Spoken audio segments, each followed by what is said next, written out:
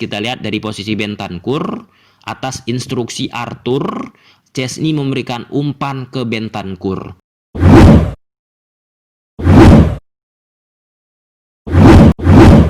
Kaigat ulang coba-coba. Nah teman-teman, kali ini kita bakal membahas pertandingan Juventus menghadapi Sassuolo. Pada pertandingan tersebut, Juventus menang dengan skor 3-1.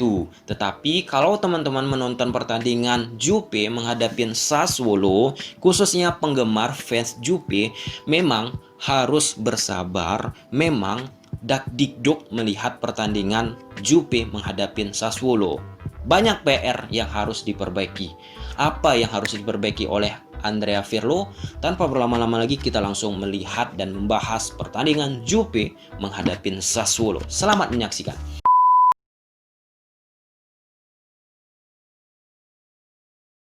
Ya, ini merupakan starting 11 dari kedua tim. Juventus menggunakan pola 4-4-2, sedangkan Sassuolo menggunakan pola 4-2-3-1. Kita lihat pergerakan pada grafis ini. Juventus memiliki masalah di koordinasi antar lini belakang, lini tengah, dan lini depan, sehingga menimbulkan jarak yang lebar antara setiap pemain Juve dengan pemain Sassuolo. Nah, di sini teman-teman, Pedro dan Manuel, pemain dari Sassuolo, double pivotnya berhasil menarik pergerakan Bentancur dan Arthur untuk menekan mereka lebih ke dalam, sehingga pemain nomor 10 dari Sassuolo, Philip, turun ke bawah ingin masuk ke ruang kosong yang ditinggalkan oleh Bentancur dan Arthur. Pemain Juve nomor 22, Chiesa, yang berposisi sebagai gelandang kanan, harus menutup ke tengah ke Philip nomor 10 Sassuolo.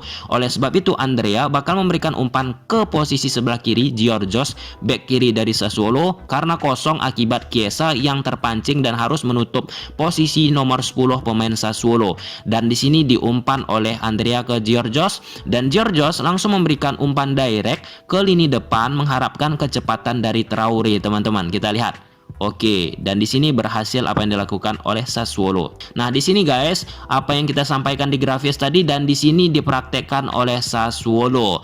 Andrea memberikan umpan ke sisi sebelah kiri akibat Chiesa yang seharusnya menjaga daerah tersebut tertarik untuk menutup pergerakan Philip. Kenapa Chiesa harus menutup pergerakan Philip? Karena Bentancur dan Arthur tertarik ke double pivot Pedro dan Manuel. Pedro Manuel turun sengaja ke bawah untuk menarik Bentancur dan Arthur sehingga menimbulkan space ke sisi Philip.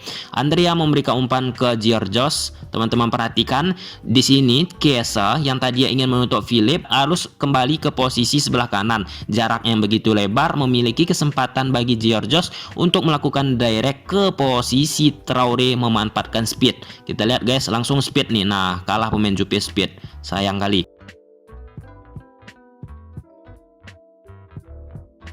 Nah, selain itu teman-teman, khususnya untuk Bentancur, Rabiot dan Arthur beberapa kali gagal untuk memutus lini tengah dari permainan Sassuolo. Kita lihat pada grafis ini guys, pergerakannya. Nah, di sini dari lini belakang Sassuolo ingin membuild up serangan. Nah, di sini kembali Pedro turun ke bawah sengaja untuk menarik double pivot dari Juve. Salah satunya yaitu Arthur tertarik. Oleh sebab itu, Manuel nomor 73 pemain Sassuolo tanpa ada penjagaan. Chiesa mencoba ingin menutup tuh Manuel, tetapi kembali dia harus konsentrasinya terpecah untuk menutup Manuel ataupun Georgios. Sampai situ clear guys ya. Nah, kemudian di sini back dari Sassuolo Plat memberikan umpan ke posisi Caputo yang dijaga oleh Demiral. Sedangkan Bentancur tertarik ke posisi pemain Sassuolo Philip.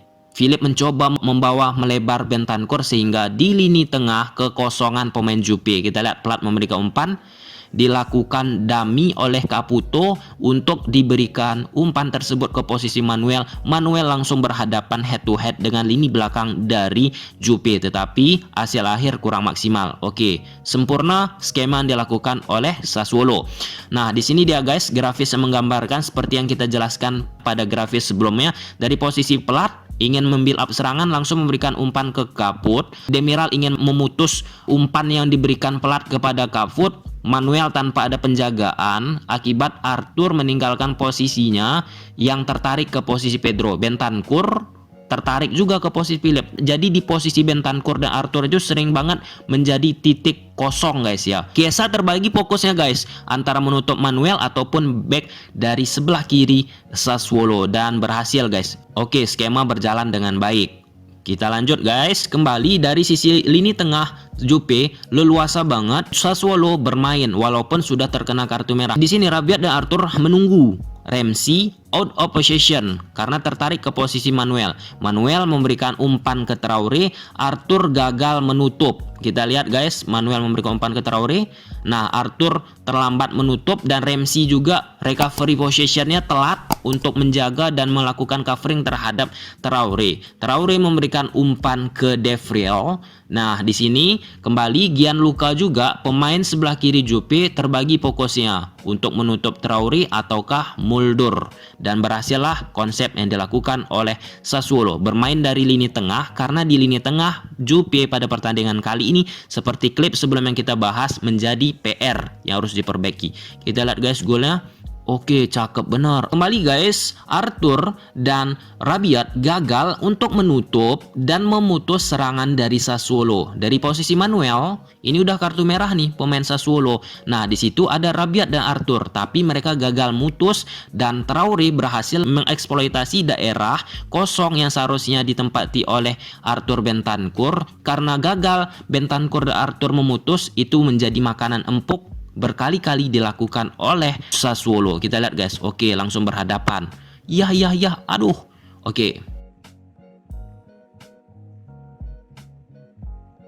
Jupe di awal-awal pertandingan memiliki masalah sirkulasi bola yang selalu terputus karena jarak mereka terkhusus dari posisi Arthur Bentancur ke lini depan sangat jauh dan berhasil diputus dan ditutup oleh pemain-pemain Sassuolo. Nah, di sini guys, teman-teman perhatikan Arthur sudah menguasai bola bersama Bentancur ingin membuild up dan mensirkulasikan bola, tetapi karena jauh banget jarak mereka, jarak lini depan Jupe dengan posisi Arthur dan Bentancur, ini berhasil diputus oleh pemain Sassuolo. Teman-teman perhatikan Ronaldo, Dybala, Kenny dan Gianluca jauh banget di depan dan membuat Arthur kebingungan memberikan umpan. Oke, terputuslah dan tactical foul dilakukan. Oke. Nah, di sini merupakan grafis yang menggambarkan seperti klip sebelumnya positioning pemain-pemain Jupe. Posisi nomor 30 dan nomor 5 berkali-kali posisinya sangat jauh dengan lini depan dari pemain Jupe. Nah, di sini teman-teman, Ramsey masuk dan membuat perubahan, yaitu Ramsey berani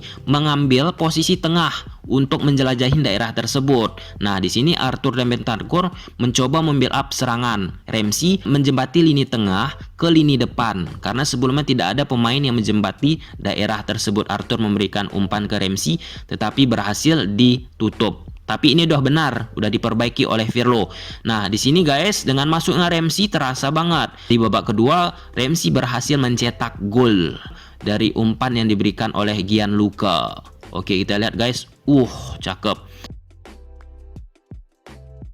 Pirlo sadar guys akan kelemahan di sisi sirkulasi pemain Juventus. Oleh sebab itu, Pirlo meminta Bentancur ataupun Arthur untuk turun ke bawah untuk men-set up salah satu dari mereka guys ya, untuk menjembati dari posisi Bentancur Arthur ke sisi depan permainan Jupe, karena sebelumnya belum dilakukan. Kita lihat guys pergerakannya. Nah, di sini pemain Jupe mencoba build up serangan. Szczesny memberikan umpan ke Bentancur yang turun menjemput bola. Ini sengaja untuk menjembati guys dari lini belakang, lini tengah, lini depan, dan ini harus kita apresiasi dan diberikan umpan ke Ramsey menjembati guys ya, lancarlah bola tersebut. Nah, di sini guys kita lihat dari posisi Bentancur atas instruksi Arthur, Szczesny memberikan umpan ke Bentancur. Di sini Pedro hampir terpancing ke posisi Bentancur dan segera balik untuk menutup posisi Ramsey. Dan ini sudah benar guys ya, sesuai skema dan perubahan yang dilakukan oleh Pirlo. Cukup positif kita lihat diberi ke Ramsey, dan ada yang menjembati intinya guys ya. Ini merupakan 5 top key pass pemain Juventus PS Sassuolo. 1 Ramsey. Dengan masuknya Ramsey perubahan sangat nyata. Dia memberikan 4 kali key pass, kemudian ada Kulusevski 4 kali key pass, kemudian Gianluca 3 kali, Bonucci 2 kali, Ronaldo 1 kali.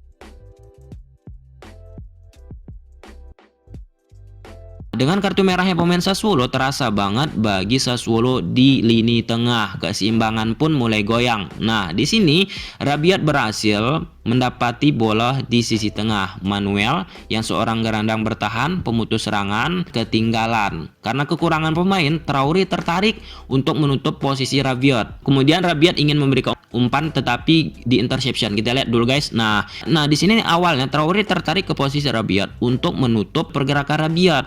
Tetapi interception yang gagal dari back Sassuolo, Marco, lepaslah bola tersebut ke posisi Danilo. Yang seharusnya Traoré menjaga posisi Danilo. Kekurangan pemain dari Sassuolo terasa banget bagi Sassuolo. Kita lihat, Traoré, Nah kemudian guys, gol dari Jupe langsung direct ball ke depan dari posisi Danilo, memanfaatkan kecepatan dari lini depan Jupe. Dan sebenarnya direct ball seperti ini berkali-kali dilakukan oleh Jupe, tetapi gagal dan di akhir pertandingan baru berhasil. Kalau teman-teman nonton pasti sering banget tuh direct ball yang dilakukan oleh pemain Jupe, meletakkan bola di garis belakang pertahanan dengan memanfaatkan kecepatan lini depan Jupe. Kita lihat guys, Ronaldo sudah siap mengejar dan ini makanan empuk dari Ronaldo.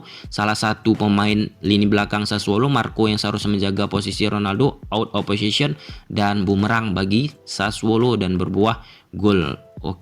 Cakep banget Ronaldo.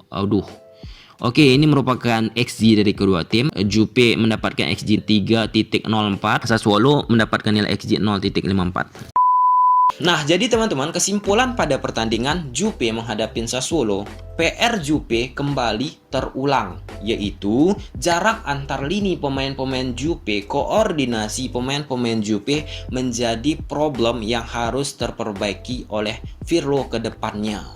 Ya, apa yang dilakukan Pirlo setelah memiliki masalah di awal-awal pertandingan dengan jarak pemain yang sedikit lebar, perlahan-lahan diperbaiki oleh Pirlo. Setelah dengan masuknya Ramsey, itu membuat sirkulasi bola yang dimainkan oleh Jupe terperbaiki. Sebelum masuknya Ramsey, Bentancur, Arthur sedikit kesusahan untuk menjembati build up play yang dilakukan oleh Jupe dari kiper, dari lini bawah, lini tengah ke lini depan itu kesulitan. Setelah masuknya Ramsey, sirkulasi dan penjembatan dari lini belakang, lini tengah ke depan semakin baik. Dan itu perubahan yang positif. Kemudian selain Ramsey, ada satu pemain yang harus kita acungi jempol juga. Nah, dengan masuknya Kulusevski, permainan Jupe, serangan-serangan Jupe lebih banyak dengan statistik yang kita bahas tadi di video. Ramsey dan Kulusevski memberikan key pass yang banyak untuk menghasilkan create bagi Jupe. Yang artinya